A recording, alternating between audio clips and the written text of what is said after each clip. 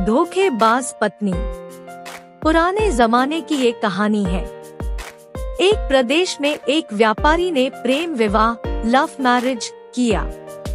हालांकि तब प्रेम विवाह करना कोई छोटी या आम बात नहीं थी, लेकिन फिर भी व्यापारी और उसकी प्रेमिका, जो अब उसकी धर्मपत्नी बन चुकी थी, उनका सच्चा प्रेम देखकर लोगों ने उन्हें स्वीकार कर लिया और लोग उनके प्यार की मिसाल देने लगे थे।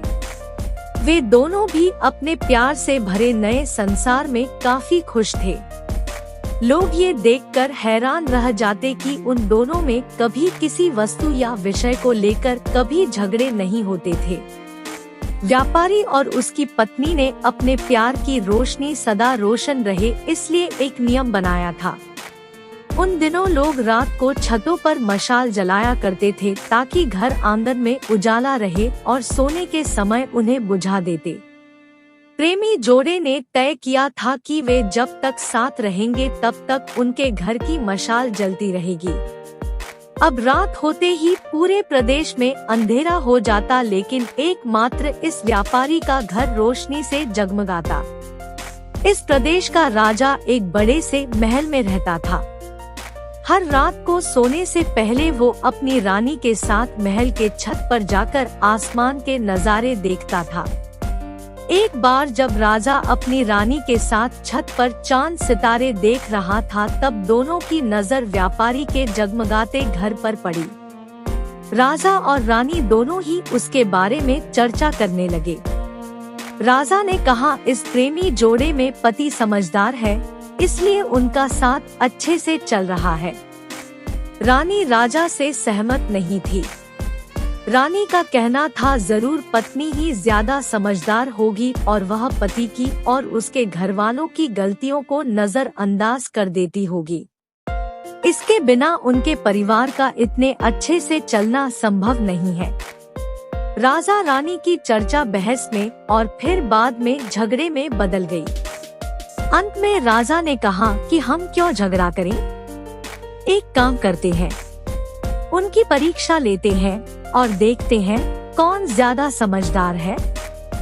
रानी को भी यह सुझाव पसंद आया। राजा ने उनकी परीक्षा लेने के लिए एक योजना रानी को बताई। अगले दिन योजना के मुताबिक रानी ने व्यापारी के घर एक स्त्री को भेजा। वह स्त्री व्यापारी के पास गई और उससे बोली, मैं तुम्हारे लिए रानी का एक संदेश लेकर आई हूँ। वो स्त्री संकोच करते हुए व्यापारी से बोली कि रानी को तुम बहुत पसंद आ गए हो। अगर तुम अपनी पत्नी को छोड़ दो या उसकी हत्या कर दो, रानी तुमसे शादी करने के लिए तैयार है। महिला की बात सुनकर व्यापारी को गुस्सा आ गया, लेकिन उसने अपने गुस्से पर काबू रखते हुए उस महिला से कहा कि ऐसी 1000 रानियां भी आ जाएगी, तब भी मैं अपनी पत्नी को धोखा नहीं देने वाला। तुम मेरी तरफ से रानी से माफी मांग लेना और कहना ऐसा प्रस्ताव दोबारा ना भेजे। उस स्त्री ने व्यापारी ने जो कहा था वह बात राजा और रानी को जाकर बता दी। व्यापारी का ऐसा जवाब सुनकर राजा खुश हो गया, क्योंकि राजा जैसा सोचता था व्यापारी उतना ही समझदार निकला। अब व्यापारी की पत्नी के परीक्षा की बारी थी। राजा ने एक आदमी को उसके पास भेजा। आदमी ने व्यापारी की पत्नी से कहा, राजा को तुम पसंद आ गई हो। राजा ने कहा है, अगर तुम अपने पति को मार देती हो तो वो तुम्हें उनकी रानी बना लेंगे। आदमी की बातें सुनकर पहले तो व्यापारी की पत्नी कुछ भी नहीं बोली। जब आदमी वहां से जाने लगा तब पीछे से व्यापारी की पत्नी ने कहा कि आज रात को जब मशाल बुझ जाएगी तो समझ लेना कि मैंने अपने पति की हत्या कर दी है। राजा के आदमी ने इस घटना का वर्णन राजा और रानी के सामने जाकर किया। राजा को व्यापारी की पत्नी पर काफी गुस्सा आया, लेकिन रानी ने राजा से कहा कि वह सिर्फ ऐसा कह सकती है, कर नहीं सकती। आखिर वह उसकी पत्नी है और प्रेमिका भी।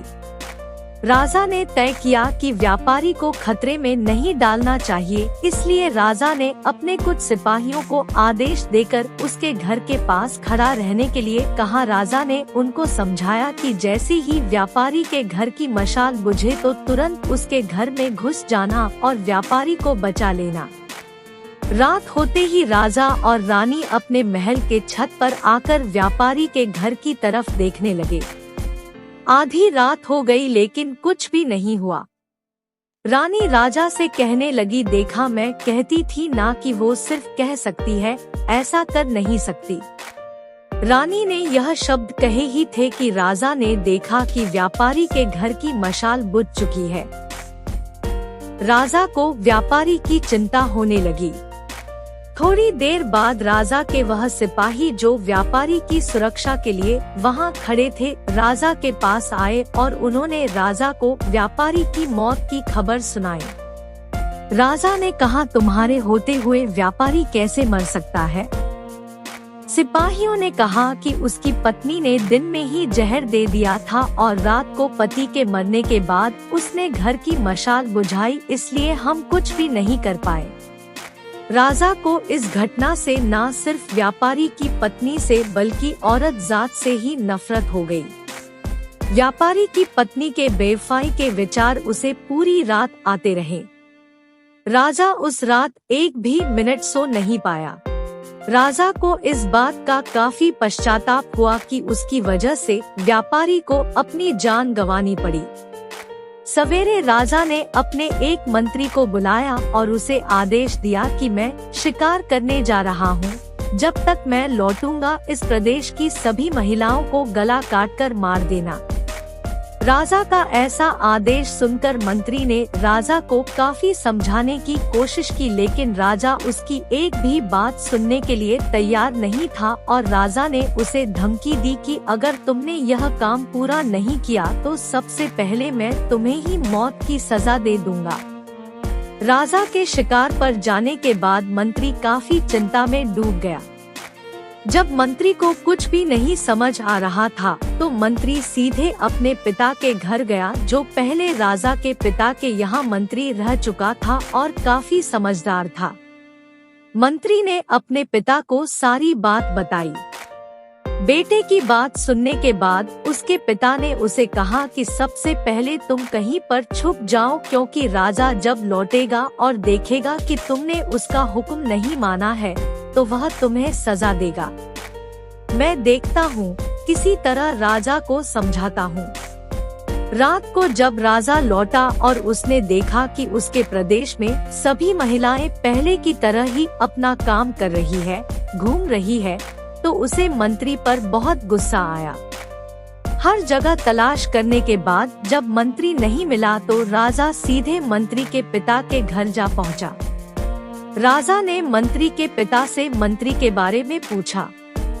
मंत्री के पिता ने राजा को शांत करने के लिए पानी दिया, बैठने के लिए कहा और बाद में राजा से पूछा कि आप क्यों सभी महिलाओं को मारना चाहते हैं। राजा ने व्यापारी वाली पूरी कहानी मंत्री के पिता को बताई। मंत्री के पिता ने राजा से कहा कि आपने जो फैसला किया है मैं उसे सही या गलत नहीं बता रहा हूँ, लेकिन मैं जो एक छोटी सी कहानी जो मैं जब मंत्री था तब मेरे साथ घटित हुई है वह मैं आपको सुनाता हूँ। उसे सुनने के बाद आप जो फैसला करेंगे वह हम सब मान लेंगे।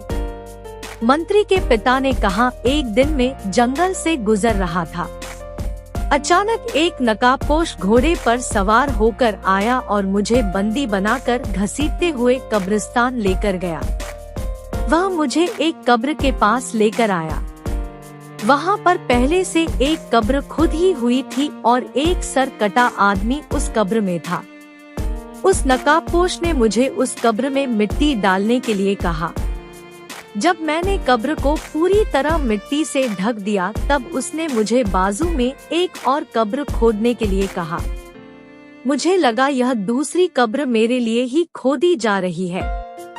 कब्र पूरी तरह तैयार होने के बाद उस नकाबपोश ने अपने चेहरे से नकाब हटाया तो मैं देखकर चौंक गया, क्योंकि वह एक बहुत ही सुंदर महिला थी। उसने मुझे कहा कि तुम डरो मत, यह कब्र तुम्हारे लिए नहीं है बल्कि यह कब्र मेरे खुद के लिए है। अभी अभी जो तुमने इस सरकटे आदमी को दफन किया है वह एक राजकुमार है जिसने मुझे पाने के लिए मेरे पति की हत्या कर दी और मैंने बदला लेने के लिए उसे मार दिया। मैं अपने पति से बहुत ज्यादा प्यार करती हूँ, इसलिए मैं इस जन्म में जिंदा नहीं रहना चाहती और उनके कब्र के बाजू में मरकर दफन होना चाहती हूँ ताकि अगले जन्म में फिर से उनसे मिल सकूं। इतना कहकर उस महिला ने अपनी गर्दन पर चाकू रखकर गर्दन काट ली और उस कब्र में गिर पड़ी। मेरे पास कोई दूसरा उपाय नहीं था क्योंकि मुझे पता चल चुका था कि वह मुझे सिर्फ अपने आप को कब्र में दफन करने के लिए वहां तक लेकर गई थी, तो मैंने उसे दफन किया और अपने घर वापस लौट आया। महाराज, आपने जिस घटना को देखा है उसमें एक महिला ने धोखेबाजी की है, लेकिन मैंने जो कहानी सुनाई है, मैंने जिस घटना को अनुभव किया है उसमें एक महिला ने अपने पति के प्यार में अपनी जान दे दी। अब आप ही बताइए महाराज, अगर एक महिला बेवफा निकली तो क्या सभी महिलाएं बेवफा होगी? एक महिला के किए की सजा सभी महिलाओं को देना क्या उचित होगा? राजा को बूढ़े मंत्री की बात अच्छी तरह से समझ में आ गई और उसने सभी महिलाओं को मारने का ख्याल अपने मन से निकाल दिया। दोस्तों, यह कहानी हमें समझाती है कि दुनिया में भिन्न भिन्न तरह के लोग हैं, भिन्न भिन्न तरह के उनके विचार हैं और उतने ही अलग तरह के सबके व्यवहार है। हम एक आदमी का व्यवहार देखकर बाकी सब के लिए कोई फैसला नहीं कर सकते। आज के दौर में यह बात बहुत अच्छी तरह से सबको समझनी चाहिए, क्योंकि आजकल ऐसा होता है कि जब कोई प्यार में धोखा खाता है तो वह सभी औरतों को या फिर सभी पुरुषों को नफरत की दृष्टि से देखने लगते हैं, सभी को एक ही तराजू में तौलने लगते हैं। आपके इस कहानी के बारे में क्या विचार है, जरूर बताइएगा।